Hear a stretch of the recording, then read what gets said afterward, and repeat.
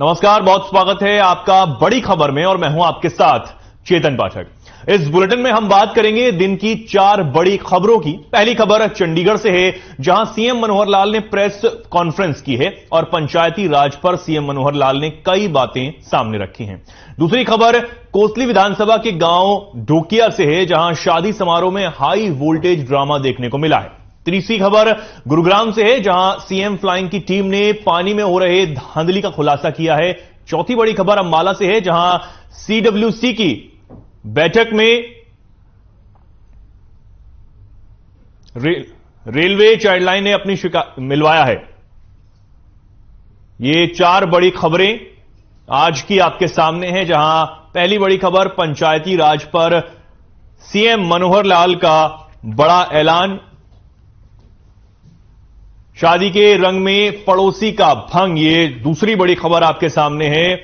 तीसरी खबर CM flying की बड़ी कार्रवाई, तगड़ा एक्शन यहां पर देखने को मिला है। और चौथी खबर रेलवे चाइल्डलाइन ने अपनों से बिछड़ों को मिलवा दिया है। ये 4 आज की बड़ी खबरें जिनके बारे में हम बात करेंगे। पहली बड़ी खबर, जहां पर सीएम मनोहर लाल ने प्रेस कॉन्फ्रेंस कर पंचायती राज से जुड़े मुद्दों पर जानकारी दी। बात करेंगे पहली बड़ी खबर की। सीएम मनोहर लाल ने चंडीगढ़ में प्रेस कॉन्फ्रेंस की और पंचायती राज पर सीएम मनोहर लाल ने कई बातें सामने रखी हैं। सीएम ने कहा पंचायती राज और ई टेंडरिंग को लेकर भ्रम फैलाया जा रहा है। साथ ही उन्होंने कहा कि पंचायती राज में हर 3 महीने पर एक ज्वाइंट मीटिंग होगी, जिससे लेखा जोखा भी सामने आता रहेगा। काम का हर महीने फीडबैक लिया जाएगा। खेत खलियान योजना पर विशेष ध्यान दिया जा रहा है। सीएम ने कहा कि सरकार ने पंचायतों पर विशेष ध्यान दिया है और ज्यादातर सरपंच ई टेंडरिंग से सहमत हैं।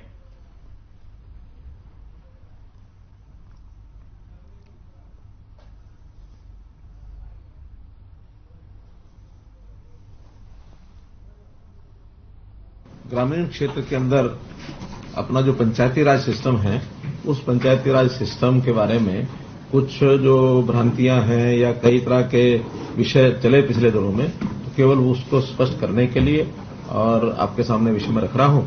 आपको कोई बात उसमें लगती है तो जरूर बाद में पूछें। पहली बात तो है कि जो पंचायती राज सिस्टम है, ये 3 टियर सिस्टम है और 3 टियर सिस्टम में जिला परिषदें, पंचायत समितियां और ग्राम पंचायतें। कहीं एक मैसेज ये जाता है कि पंचायती राज में केवल पंचायतें ही आती हैं और पंचायतों में भी केवल सरपंच राज जो होता है वही होता है। तो पहली बात तो ये 3 टियर है। दूसरा, ये सरपंच राज के बजाय पंचायती राज, इस पर चलने का एक सिस्टम, क्योंकि हम इनको अधिक से अधिक ताकतें नीचे ग्राउंड लेवल पर दें, उसके लिए पिछले कुछ सालों से लगातार प्रयत्न कर रहे हैं। जैसा इंटर डिस्ट्रिक्ट काउंसिल के माध्यम से, जिला परिषद के सीओज की माध्यम से, सीओज की नियुक्ति भी हमने आकर की थी। पहले कोई सीओज की नियुक्ति नहीं होती थी, अब सीओज को भी लगाया गया है। और जिला परिषदों को, उनको अलग से इंजीनियरिंग डिपार्टमेंट भी उनके लिए खड़ा किया जा रहा है, उनकी कैपेसिटी बिल्डिंग भी कराई जा रही है। और उसमें जिला परिषदों को हमने कई जो उस दिन निर्णय किए हैं, पहला तो हर जिला परिषद का अलग से अपना कार्यालय होगा, 22 के 22। अभी कहीं एडीसी कार्यालय में बैठते थे, कभी डीसी कार्यालय में 2 कमरे होते थे, कहीं कहीं कोई किराया पर लेकर रखते थे। लेकिन हमने हर एक जिला परिषद का अलग से कार्यालय हो, सीओ वहां सरकारी अधिकारी बैठेगा और जिला परिषद चेयरमैन, वाइस चेयरमैन, उनका अपना एक वहां सिस्टम होगा। मीटिंग्स वहां करेंगे, उनका स्टाफ वहां बैठेगा। तो ये सारा एक विषय किया गया है। खेत खलियान योजना के अंतर्गत जो 5 क्रम के रास्ते हैं, उनको भी अब जिला परिषद ही पक्का करेंगी। पहले अब ये 5 क्रम के जो रास्ते थे, 5 क्रम के तो हैं मार्केटिंग बोर्ड के, 4 क्रम या इससे नीचे के ये जिला परिषद करेंगी। और मार्केटिंग बोर्ड की जो सड़कें हैं, उनकी मेंटेनेंस, रिपेयर, ये जिला परिषद करेंगी। हर ब्लॉक में 5 बड़े गांव जिनकी सबसे ज्यादा आबादी है, या 10,000 के आबादी के सब गांव, अगर वो 5 से ज्यादा भी हैं ब्लॉक में, तो वो भी उसके अंदर स्ट्रीट लाइट लगाने की जो व्यवस्था है, ये जिला परिषद के द्वारा कराई जाएगी। अब हम हर महीने में जिला परिषद के जो सीईओज हैं और चेयरमैन हैं, उनकी मीटिंग अलग अलग से होगी और हर 3 महीने में एक ज्वाइंट मीटिंग इनकी हुआ करेगी, ताकि इनके काम का एक मूल्यांकन ये समय समय पर लगातार हम करते रहें। क्योंकि हम चाहते हैं कि जो काम अभी तक यानी प्रदेश सरकारों के डिपार्टमेंट्स के माध्यम से ही इनिशिएट किए जाते थे, लेकिन इकाइयां बहुत हैं, 6220 पंचायतें हैं, 150 के लगभग ब्लॉक्स हैं, 22 हमारी जिला परिषद हैं, तो इतने बड़े इकाइयों के काम को डिसेंट्रलाइज करके जितना ज्यादा कराएंगे उतना सेवाओं का लाभ जनता को अधिक मिलेगा।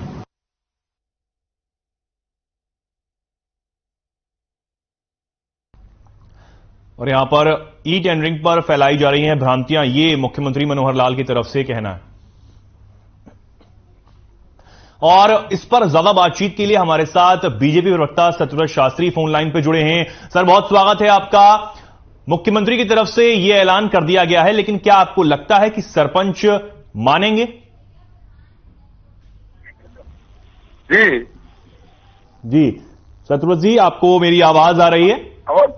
आप पूरी आवाज नहीं आई। प्रश्न आपका क्या था? जी सत्यव्रत शास्त्री, मैं ये कह रहा हूं कि मुख्यमंत्री मनोहर लाल की तरफ से यहां पर यह बात कह दी गई है, लेकिन क्या आपको लगता है कि सरपंच इस बात से सहमत होंगे, वो मानेंगे?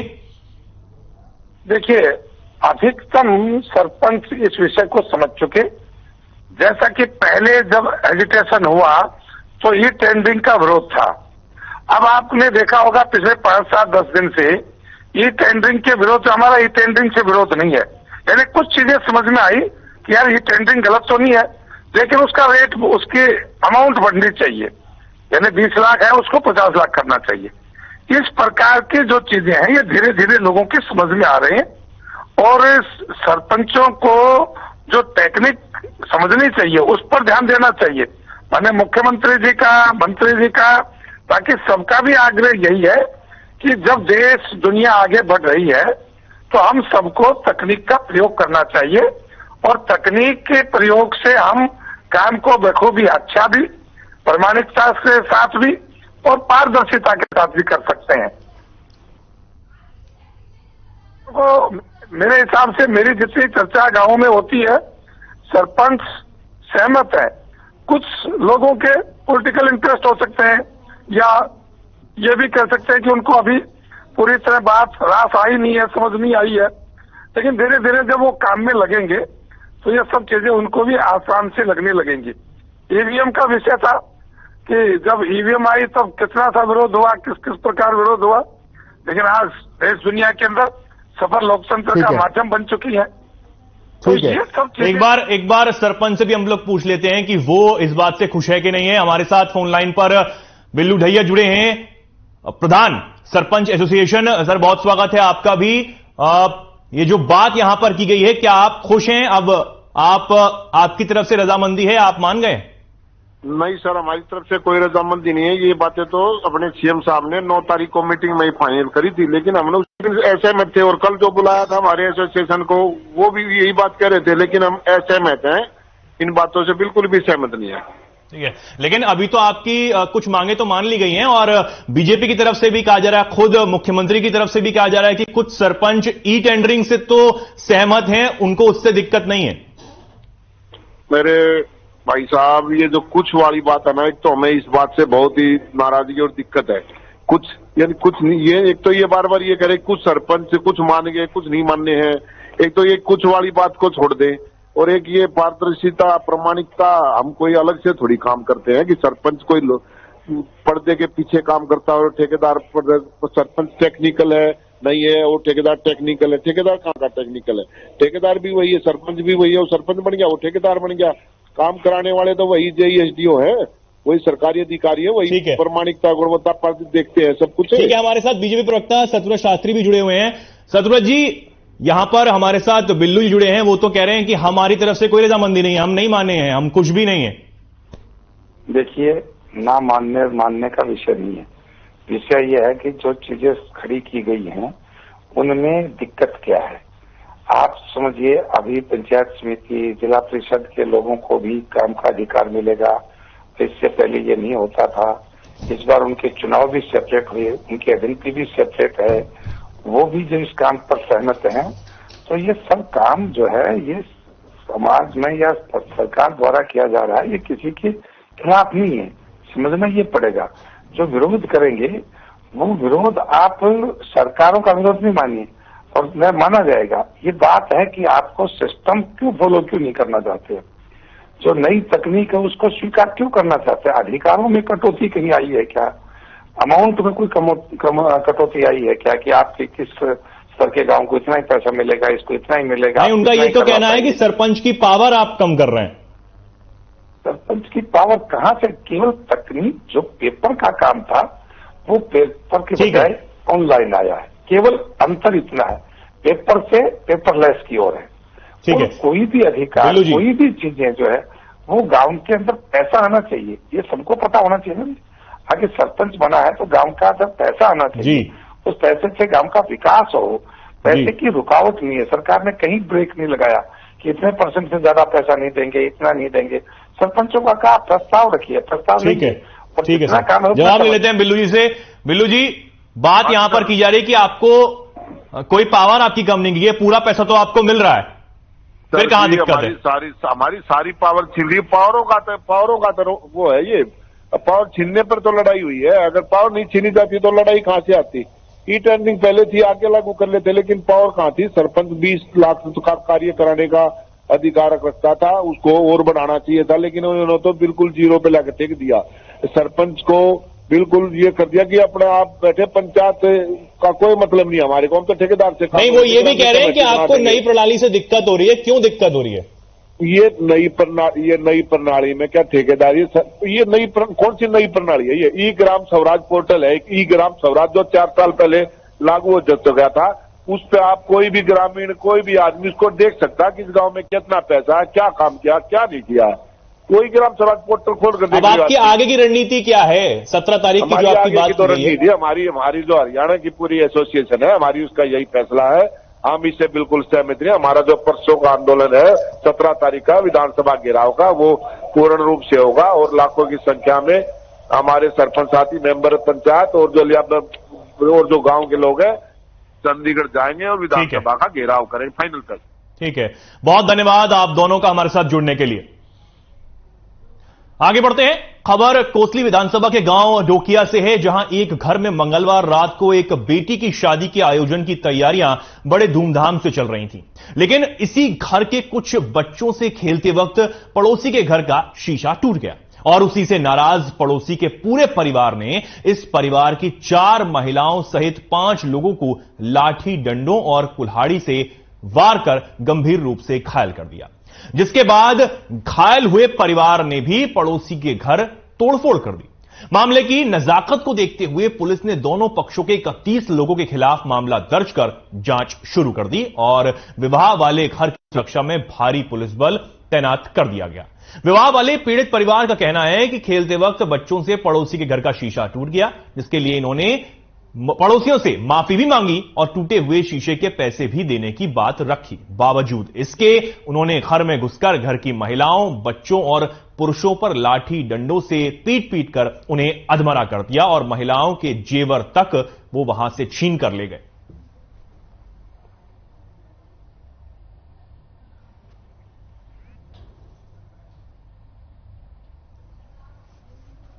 कांच के वो लेकर उनकी खिड़की के कांच के ऊपर विवाद हुआ था। फिर वही वो कांच अब कहने आए, हमारी भाभी ने मंजूर भी कर लिया था। उसके गला पकड़ लिया उस फौजी लड़के ने और बहन थी बड़ी, उसको भी थप्पड़ मारे। फिर इनके आपस में कुछ कवा सुनी होगी, हम भी आ गए। फिर आते हमारे भी बच्चे बूढ़े जो भी थे सबको मारा। एक कांच टूटा था लड़कों बच्चों के पास खेल रही थी और फिर उन्होंने आके बोला कांच तोड़ दिया हमारे बच्चों ने, तो हाथ पैर जोड़े। उन्होंने बोला कि कांच लगवा देंगे कांच का, बोला फिर भी नहीं माने। वो बोला बच्चे पैसे आप ले लो, से बाद में लगवा देंगे, शादी के बाद 2 दिन रुक जाओ, लेकिन फिर वो नहीं माने। वो कल सूट पकड़ लिया, गला पकड़ लिया। गला पकड़ने के बाद उनके और आगे भी मारने लग गए। जो जेंट्स थे वो आगे, उन्होंने बहन पे हाथ उठाया, मारने लगे और भी फिर सब आगे। वो जो गौरव है ना उसने नहीं पकड़ा था, गुस्सा भरा बड़ी बहन को। 11 तारीख को बच्चों से कोई शीशा टूट गया सतबीर पक्ष के मकान का। इस अवेज में इनका आपस में झगड़ा हो गया। सतबीर पक्ष ने आके रविंद्र पक्ष के लेडीजों को और परिवार को चोटें मारी, उनको अस्पताल भिजवा दिया। उनके स्टेटमेंट पे हमने FIR दर्ज कर दी।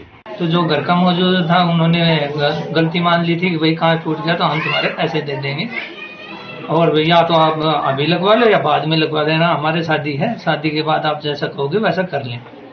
लेकिन उनके जो फौजी है, जो लड़का था, उसने भिड़ते ही लेडीज के गले पे हाथ डाल के बोला अभी वो करवा, मेरे को अभी पैसे चाहिए। तो उस चीज में भी एग्री हो गए थे कि भैया तुम अभी पैसे ले लो। उसके बाद उनकी और लेडीज आई, उन्होंने आते ही एक दूसरे को पीटना शुरू कर दिया।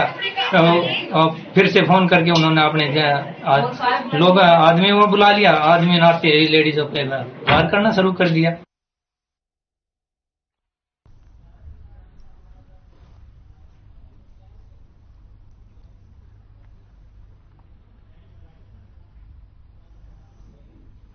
और इस खबर पर ज्यादा जानकारी के लिए हमारे साथ हमारे संवाददाता फोन लाइन पर जुड़े हैं जयंत सिंह।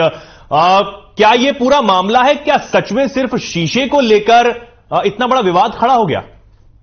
जी बिल्कुल, देखिए सुनने में और कहने में बहुत छोटी सी बात लग रही थी। एक मामूली सा शीशा टूटा और किस प्रकार से हंगामा बरपा, वहां पर किस प्रकार से मारपीट हुई, लाठियां चली, डंडे चले, यहाँ तक कि कुल्हाड़ी तक चली। महिलाओं को, छोटे बच्चों को ही नहीं, महिलाओं को, बुजुर्गों को भी नहीं बख्शा गया, मात्र एक शीशा टूट जाने पर।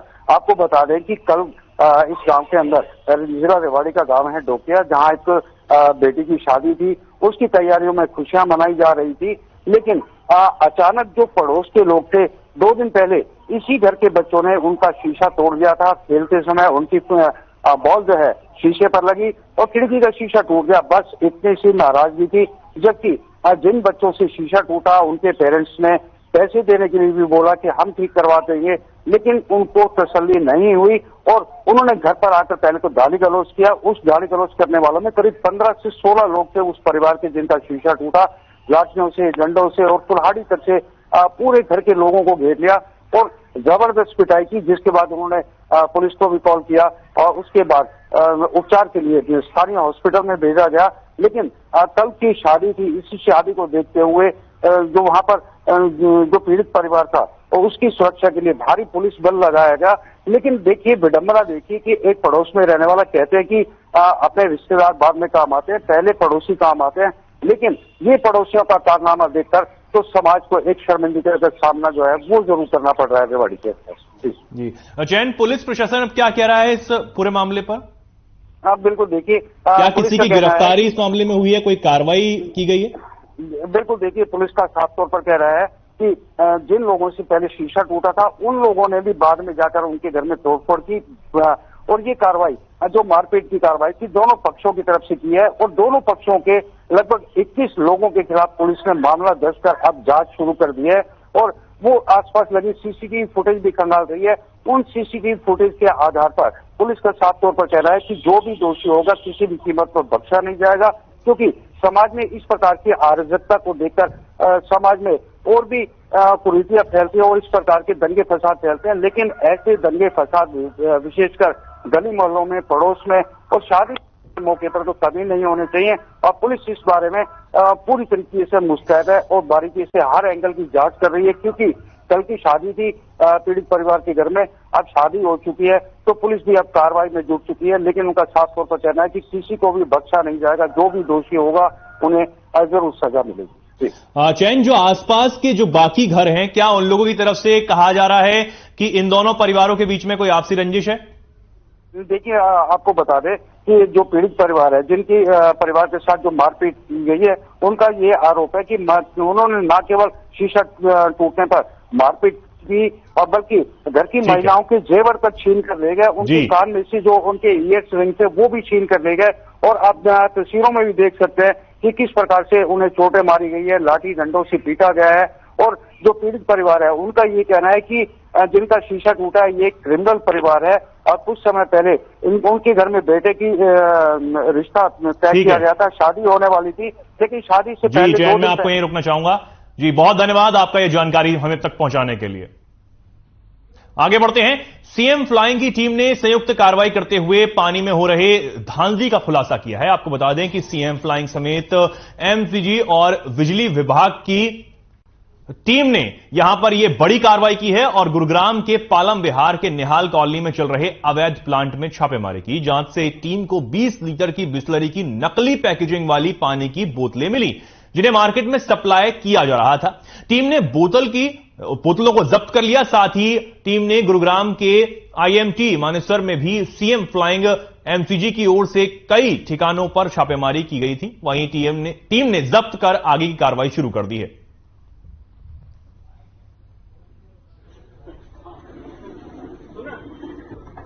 को सूचना मिली थी कि यहाँ पे न्यू पालम VRH ब्लॉक में ऐसे इलीगल जो आप देख रहे हो बिस्लरी की जो बड़ी बड़ी बोतलें हैं, छोटी बोतलें हैं, उन पे ये लोगो लगा के, फेक लोगो लगा के हमें पानी बेचा जा रहा था। अब जिस तरह की कार्रवाई की गई, कार्रवाई अब हमें मौके पे एक बोरवेल मिला, वो हमने सील कर दिया गया मौके पे ही, और अब आगामी कार्रवाई जो होगी वो अमल में लाई जाएगी। और इस खबर पर ज्यादा जानकारी के लिए हमारे साथ हमारी संवाददाता जुड़ी हैं गुंजन जोशी गुरुग्राम से। गुंजन, क्या यह पूरा मामला है और कैसे टीम को पता लगा कि यहां पर ये धांधली जो है वो चल रही थी? जी देखिए केतन, गुरुग्राम के पालम विहार की निहाल कॉलोनी का ये पूरा मामला है। सीएम फ्लाइंग टीम को दरअसल सूचना मिली थी कि यहाँ पर अवैध रूप से एक वाटर प्लांट चल रहा है। देखिए अब इस वाटर प्लांट में बिस्लरी की पानी की बोतलों के नाम पर जो है सप्लाई का पानी जो है वो सप्लाई किया जा रहा था। साथ ही देखिए ये जो वाटर प्लांट है ये काफी समय से यहाँ पर है और काफी समय से ये चल रहा है। शायद जब सीएम फ्लाइंग टीम ने यहाँ छापेमारी की तो सीएम फ्लाइंग टीम को 20 लीटर पानी मिला है। साथ ही देखिए 500 से 600 बिस्लरी की पैकेजिंग की बोतलें यहाँ मिली है, जो नकली पैकेजिंग है, जो लोगों को सप्लाई की जा रही थी। जी क्या कुछ अब जो प्रशासन है, जो टीम है, वो अब क्या आगे की कार्रवाई कर रही है? क्या गिरफ्तारी इसमें भी कुछ हुई है? जी देखिए केतन, ये जो पूरा मामला है, इस मामले में फिलहाल कोई गिरफ्तारी नहीं हुई है, लेकिन सीएम फ्लाइंग टीम को जैसे ही सूचना मिली, फ्लाइंग टीम मौके पर पहुंची और मौके पर पहुंचकर जो ये वाटर ट्रीटमेंट प्लांट है, इसको देखिए इसको जो है सील कर दिया गया है। लेकिन देखिए कोई पहला मामला सामने नहीं आया है। इससे पहले भी मानेसर में एक ऐसा मामला सामने आया था जहां सीएम फ्लाइंग और गुरुग्राम निगम की संयुक्त टीम ने कार्यवाही की थी और अब साथ ही दोबारा ये मामला सामने आया है। वही देखिए मैं बता दूं कि लगातार गुरुग्राम में ऐसे मामले सामने आ रहे हैं और ये कोई पहला वाकया नहीं है और ना ही कोई आखिरी वाकया है। आज भी जो है ऐसे न जाने कितने ऐसे अवैध प्लांट है जो चल रहे हैं। साथ ही देखिए पूरे प्रदेश की अगर मैं बात करूं तो 10,000 लीटर पानी जो है डेली यहाँ सप्लाई किया जाता है, लेकिन उसके बाद भी जो है सीएम फ्लाइंग टीम ने जब छापेमारी की और उसके बाद इतनी बड़ी तादाद में यहाँ बिस्लरी के पानी की नकली बोतलें मिली है, जो कहीं ना कहीं एक बड़ी बात सामने आती है। फिलहाल देखिए इस पूरे मामले में किसी की गिरफ्तारी नहीं हुई है। ठीक है गुंजन, मैं आपको ये रोकना चाहूंगा। बहुत धन्यवाद आपका हमारे साथ जुड़ने के लिए और जानकारी हम तक पहुंचाने के लिए। आगे बढ़ेंगे। देश भर में हर साल कई बच्चे चाइल्ड ट्रैफिकिंग का शिकार होते हैं और अपने परिवारों से हमेशा के लिए बिछड़ जाते हैं। वहीं इन बच्चों को उनके परिवारों से मिलवाने का काम चाइल्ड हेल्पलाइन की ओर से किया जाता है। ऐसा ही एक बच्चे को अंबाला WC ने उसके परिवार से मिलवाने का काम किया है। जानकारी के मुताबिक 14 साल के मनीष अपने परिजनों के साथ सेवा गांव में रहता था और खेलते खेलते वो अपने घर से पैदल रेलवे स्टेशन की तरफ चला गया और वहां ट्रेन में चढ़ गया, जिसके बाद उसे अंबाला रेलवे चाइल्ड लाइन ने रेस्क्यू किया। अंबाला CWC और यमुनानगर क्राइम ब्रांच ने मिलकर इस बच्चे के परिजनों का पता लगाया और मनीष को उसके परिजनों के पास सौंप दिया। वहीं मीडिया से बात करते हुए बच्चे ने अपनी आप बीती भी बताई और बच्चे के परिजनों ने भी CWC का धन्यवाद किया।